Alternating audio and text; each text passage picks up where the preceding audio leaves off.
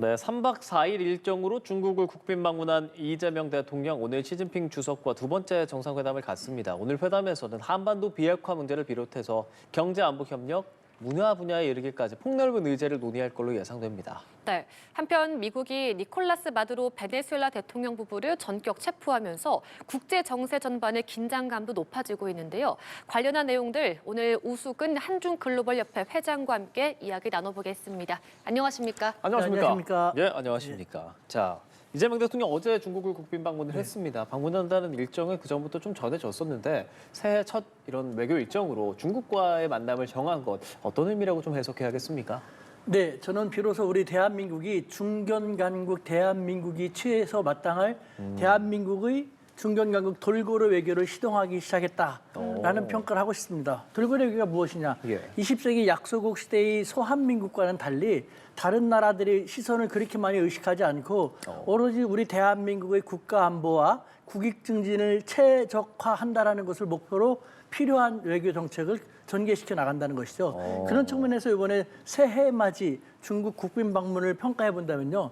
먼저 한중 관계는 예. 당연히 빨리 개선해야 합니다. 중국이 우리에게 경제뿐만 아니라 정치적인 측면에서 또 중국이 북한에 대한 영향이 가장 강하지 않습니까?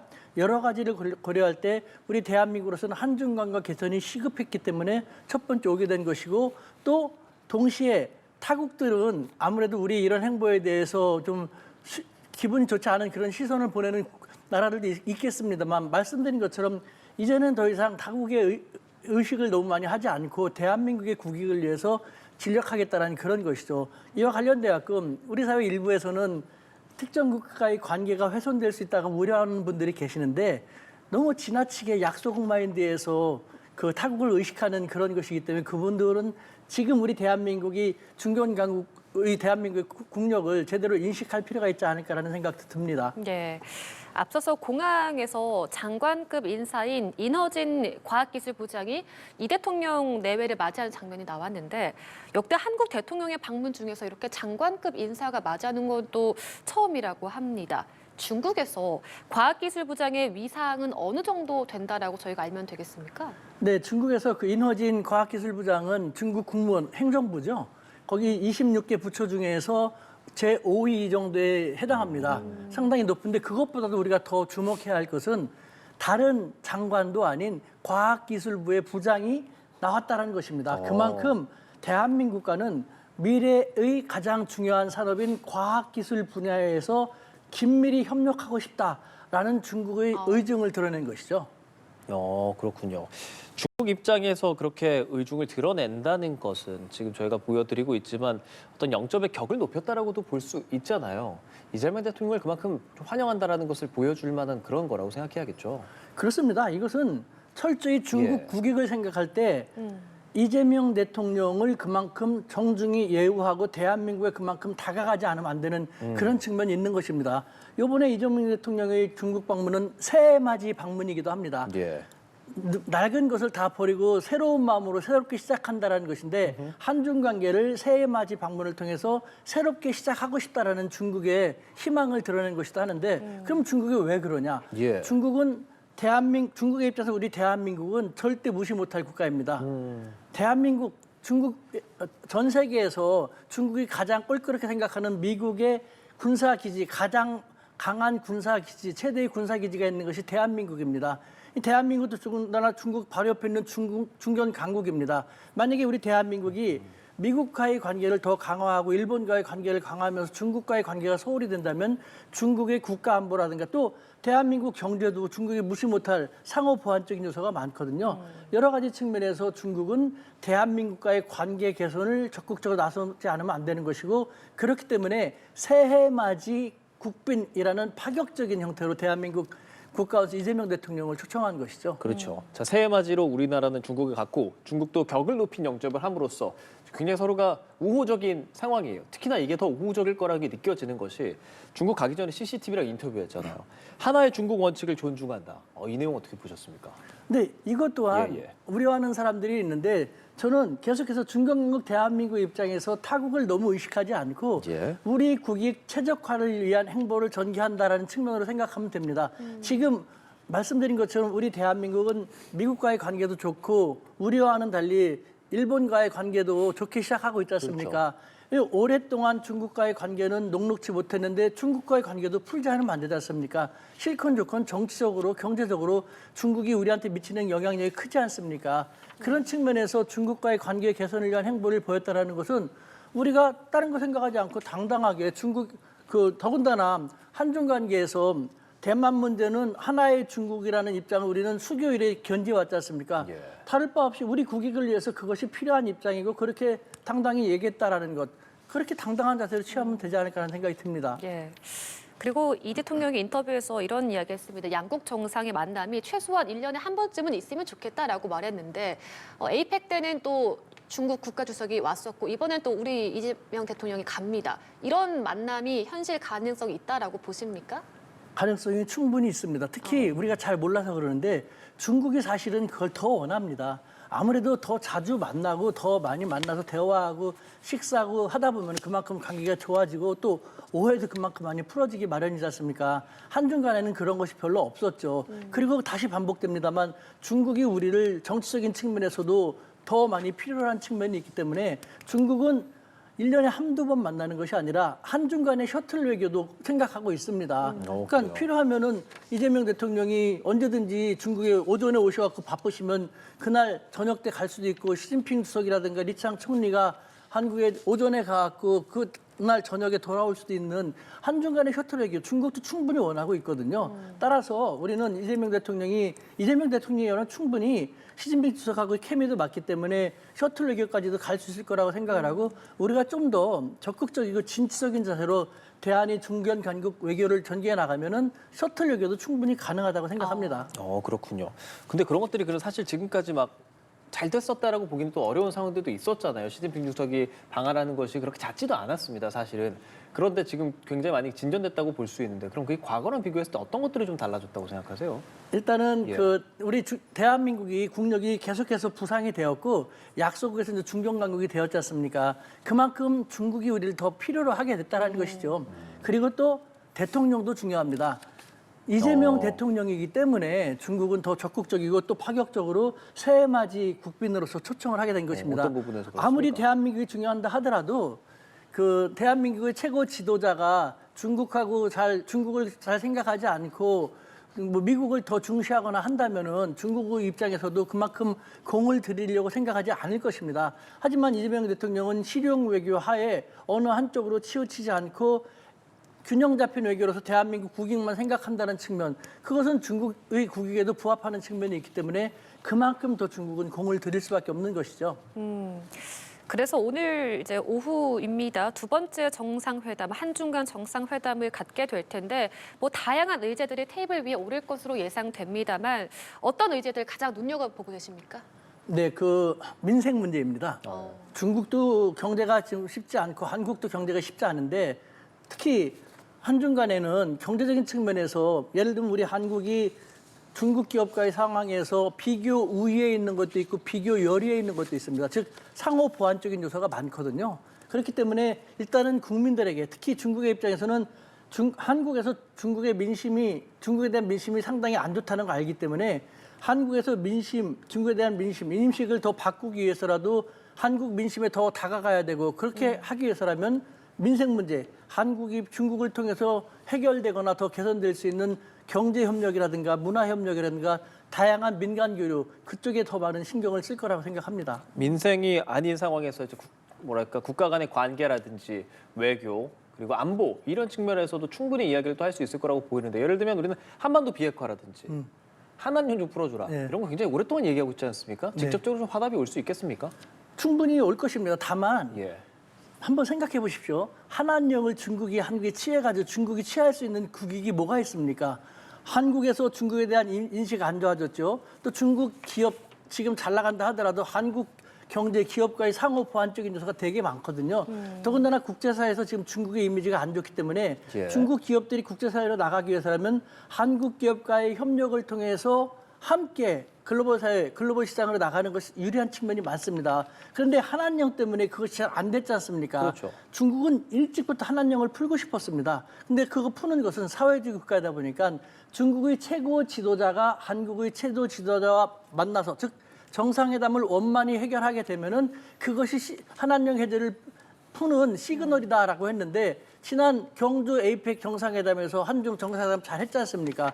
그때부터 사실상 중국의 한한령은 풀리기 시작한 것이고, 요번에 또 한중 정상회담을 통해서 관련된 성과가 조금씩 있을 것입니다. 다만 중국은 또 우리와 다릅니다. 우리는 무슨 일 있으면 아주 박력 있게 진취적으로 시원시원하게 일을 풀어나갑니다만, 중국은 덩치는 큽니다만 대리국 후손이라고 다 그렇게 담대하고 당당한 것만은 않습니다. 그런 면에서는 약간 좀 그 애매모호하고 은근슬쩍하고 조금씩 풀어나가는 측면이 있기 때문에 중국의 그런 스타일도 우리가 인정을 하면서 함께 풀어나가면 좋겠다는 생각이 듭니다. 워낙에 또 중국 전문가시기 때문에 이런 부분도 디테일하게 여쭤보게 됩니다. 한반도 비핵화 잠깐 아까 언급을 좀 했는데 그 부분에 대한 답변은 좀 없어서요. 한반도 비핵화 같은 경우는요, 중국의 입장에서도 상당히 민감한 문제입니다. 대한민국과의 관계 개선도 중요하지만 또 북한과의 관계도 중국은 생각할 수밖에 없지 않습니까? 따라서 원론적인 수준으로 얘기할 수밖에 없습니다. 예. 이번에 민감한 사안은 언급을 하겠지만 양측 모두 원론적인 수준에 국한될 거라는 생각이 많이 듭니다. 그래요? 한반도 비핵화도 그렇고 뭐 서해 구조물 문제도 그렇고, 보십시오. 중국의 입장에서도 대한민국, 자신들이 필요하는 대한민국의 대통령을 새해 맞이의 국빈으로 초청을 했는데 서로 얼굴을 붉히거나 좀 문제가 심각한 것 같은 것을 굳이 언급을 하거나 할 필요가 없거든요. 하지만 언급을 하지 않을 수 없기 때문에 원론적인 측면에서 한반도 비핵화 같은 경우도 남북한이 건설적인 대화를 잘 했으면 좋겠고, 동북아 영내에 불안정한 요소가 생기지 않았으면 좋겠고, 그 과정에서 중국은 건설적인 역할을 하겠다라는 원론적인 기존 입장을 얘기할 텐데, 예. 우리가 여기서도요, 중국한테 바라기만 할 게 아니라 약소국 대한민국이 아닌 중공격 대한민국으로서 중국이 북한과의 대화 국면을 좀 더 만들고 북한이 도발을 하지 않도록 중국이 스스로 나가게끔 우리가 유도해 나가면 되는 것입니다. 미국 카드를 활용하면서도 중국한테 중국이 함부로 하지 못하고 우리 말도 들어줄 수 있는 그런 식으로 우리가 리드한다는 그런 생각도 할 필요가 있습니다. 예. 이렇게 해서 이 대통령이 중국을 국빈 자격으로 방문을 하고 있는데, 앞서서 또 하나의 국제적인 큰 이슈가 터졌습니다. 미국이 군사 작전을 통해서 베네수엘라 마두로 대통령을 전격 체포했는데, 사실 이 부분이 뭐 중국에 대한 경고 메시지로 볼 수 있고, 중국은 지금 이 사태를 어떻게 보고 있을까요? 중국 입장에서는 상당히 껄끄러운 문제가 생긴 것이죠. 특히 베네수엘라 같은 경우는 반미 친중 국가로서 그렇죠. 중남미에서 중국과 상당히 좋은 우호관계를 유지하는 국가거든요. 거기에 대해서 이렇게 나왔기 때문에 중국은 입장이 상당히 쉽지 않을 텐데, 하지만 이 미국의 베네수엘라 군사 공습 같은 경우는 국제법적으로도 좀 문제가 있고 미국 연방법적으로도 문제가 있을 수 있는 사안입니다. 어쨌든 강대국이 무력으로서 한국과의 주권 행위를 침해했다라는 것은 국제사에 상당히 우려되지 않을 수밖에 없는 그런 것이기 때문에 중국은 아무래도 글로벌 사우스 국가들과의 협력을 통해서 그 문제에 대해서 공격을 하고 또 미국에 대해서 반미 전선을 강화하는 그런 측면으로 활용해 나가지 않을까 하는 생각이 듭니다. 예. 저 개인적으로 생각하시는 것도 그렇고 또 글로벌 협회장으로서 이런 국제적 상황에 대해서 전반적으로 지금 이런 베네수엘라 상황을 어떤 시각으로 좀 보고 계시는지 좀 궁금해요. 저는 개인적으로 저는 국제법을 전공했습니다. 국제법 위반입니다. 국제법 제2조 사항에 의하면은 무력 행위는 금지되어 있습니다. 자국이 타국으로부터 정말 긴박하고 치명적인 국가안보의 위협, 무력 공격을 당하지 않는 한 자유권 발동 같은 것도 쉽지 않게 되어 있습니다. 국제법 위반이고 미국 연방법에서도 전쟁 행위는 의회의 권한입니다. 대통령이 이런 식으로 할 수 없거든요. 따라서 저는 국제사회, 미국 국내에서도 이미 트럼프 대통령의 너무 독단적인 이 과한 행동에 대한 공격이 이미 나오고 있고 국제사회에서도 적지 않은 국가들이 그런 네. 모습을 보이고 있습니다. 그래서 저는 미국이 상당히 좀 우려되는 행동을 했다라는 생각이 듭니다. 그러면 트럼프 대통령 왜 그러는 것 같으세요? 미국을 위한 것이죠. 네. 그러니까 사실은 이 점에 대해서도 베네수엘라를 군사 공습한 것도 마약이라든가 테러 조직이 미국에 위협이 된다, 그렇게 국가안보 말을 위협이 했죠. 된다고 하지만 사실은 저는 세 가지 다른 측면이 있다고 생각합니다. 첫 번째 자원 문제거든요. 예를 들면 베네수엘라는 석유가 세계 제1위 매장량이 있고 히토류라든가 철이라든가 금속과 같은 매우 중요한 자원이 상당히 많습니다. 근데 지금 미국 트럼프 대통령 입장에서 중국과의 대립 국면에서 히토류 하나만으로도 히토류는 자원 하나만으로도 상당히 쉽지 않았지 않습니까? 자원을 많이 확보해야겠다는 생각을 했을 것이고 또 중남미 국가들이 지금 미국 트럼프 대통령이 너무 행동을 좀 저렇게 하니까 적지 않은 중남미 국가들이 반미적인 요소를 많이 보이고 있습니다. 그런 중남미 국가들에 대해서 너희들 한번 두고 봐. 우리한테 반대하면 이렇게 될 수 있어라는 잘못된 본보기를 보였던 것이고 세 번째는 지금 이 중남미 국가들이 미국과의 관계가 소원해짐으로써 미국에 대한 견제 측면에서 중국과 러시아하고의 관계를 강화하고 있습니다. 즉 중국과 러시아에 대한 견제, 이와 같은 측면에서 이와 같은 과감한 해서는 안 될 공습을 했다는 생각이 듭니다. 그렇다면 이런 일들이요. 이번 열리는 한중 정상회담에서 과연 베네수엘라 개입 사태를 언급을 할 것인가, 테이블에 오를 것인가라는 거에 대해서는 어떻게 생각하세요? 굉장히 민감한 문제이기 때문에요. 제가 생각할 때 굉장히 민감하고 또 한중 양국의 직접적인 관계가 없는 국가이기 때문에 말씀드리지만 시진핑 주석의 입장에서 이재명 대통령을 정중히 모셔왔는데 껄끄러운 입장을 제기할 필요가 없다고 생각되거든요. 저는 언급을 하지 않을 거라고 생각되는데 또 중국도 글로벌 사회에서 무시 못할 대국이기 때문에 언급을 하게 되면요. 하게 된다 하더라도 원론적인 언급을 할 겁니다. 중국은 국제법 위반이다. 중국에게 불리한 입장이니까 비난을 했고 비판을 했습니다만 우리 대한민국은 원론적인 입장에서 얘기하면 됩니다. 무엇보다도 국제사회를 뒤흔드는 이와 같은 행위는 가장 중요한 것은 특히 베네수엘라 국민들의 안전이 걱정이 된다.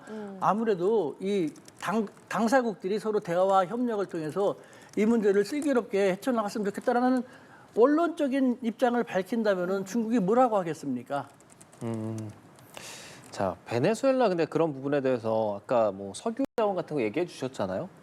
중국도 예를 들면 석유 수출 같은 거 통제를 하게 된다면 또 갈등의 요소도 있을 거고 그런 부분은 어떻게 생각하십니까? 중국은 피해를 봅니다. 따라서 보죠. 이재명 대통령하고 한중 정상회담 국면에서는 이것을 굳이 그렇게 크게 언급할 필요는 없습니다만 지금 중국 내부에서는 네. 이 베네수엘라 사태의 이 파장이랄까 그 영향에 대해서 정말 고심을 하면서 대응책을 마련하려고 하고 있는데 네. 문제는 국제사회의 시각이 트럼프 대통령에게 더 좋지 않다라는 것입니다. 따라서 중국은 아까도 말씀드렸지만 글로벌 사우스 국가들과의 협력을 강화하고 국제사에서 미국이 강대국으로서 힘이 세다고 무조건 공격을 한다면 다른 나라들은 어떻게 지내야 되느냐. 예. 그렇죠. 이런 측면에서 우리 중국은 미국과 다르다. 우리는 이럴 때일수록 국제사회에서 더 단결하고 협력을 하고 대화와 협력을 통해서 국제사회 문제를 풀어나가려고 생각을 한다는 모습을 더 많이 보이지 않을까 하는 생각이 듭니다.